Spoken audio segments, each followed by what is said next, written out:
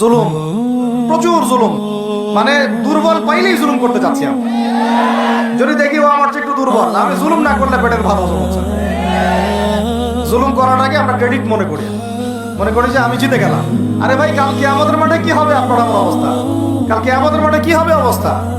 তখন কি হবে? ফেরেশতাদেরকে বলা হবে ওই যে যারা ভুক্তভোগী ওদের আমলনামা থেকে গোনাহ নিয়ে এই ব্যক্তির আমলনামা খান। এরপরে ওই ব্যক্তিগুলো দেখা যাবে জান্নাতে চলে গেছে, মাজলুম ছিল পৃথিবীতে, ওই দিন সফল হয়ে গেছে, জান্নাতে চলে গেছে। এবারটা দুনিয়া জালেম ছিল, এই জাহান্নামে চলে গেছে। আপনারা বলেন যে এখন মুসলিম প্রধান দেশ, আমি একটা স্টেটমেন্ট দিয়ে দিচ্ছি এখন বসে বসে, এখন এটা হচ্ছে একটা মুনাফিক প্রধান দেশ। আর বিভিন্ন জায়গায় স্পেশালি কিছু কিছু বড় বড় জায়গায় এমন কিছু মানুষকে বসায় দেওয়া হয়েছে যাদের মনে হয় ইসলামের নাম শুনলেই ভিতরে তেলেগুলো জ্বলে উঠে গেল, ইসলাম শব্দটা শুনলেই গায়ে জ্বালা শুরু করে।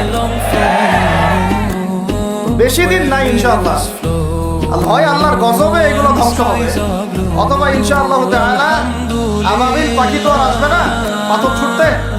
আবাবিল তো পাখির নাম না, আবাবিল মাত্র ঝাঁকে ঝাঁকে। এটা তো ওই আবরাহার বাচ্চা আবরাহার যুগ না যে আবাবিল আসবে আর পাথর ফেলবে। আসবে, পাথর ফেলার প্রজন্ম তৈরি হবে ইনশাআল্লাহ। মূল সমস্যাই হচ্ছে করাপশন, দুর্নীতি, মূল সমস্যাই। এটা যদি না থাকতো সারা বিশ্বে বাংলাদেশকে টক্কর দেওয়ার মতো কান্ট্রি খুব কমই থাকতো। কে না জানে এগুলা? সবাই জানে, আর আমরা মেনেও নিয়েছি এগুলা। মনে মনে মেনে নিয়েছি যে ওইখানে গেলে এত দেওয়া লাগবে, ওইখানে এত না দিলে আমার এটা হবে না, ওইখানে এটা দিতে হবে, ওইখানে এটা করতে হবে, আমরা মেনেও নিয়েছি মাশাআল্লাহ। আর যখন জুলুম মানুষ মেনে নেয় তখন আরো বড় জালেমকে আল্লাহ পাক চাপায় দেয়। এই জন্য আমাদের এই অবস্থা সংশোধন হচ্ছে না। ইল্লা মাশাআল্লাহ, আল্লাহ যে কবে করবেন আল্লাহ ভালো।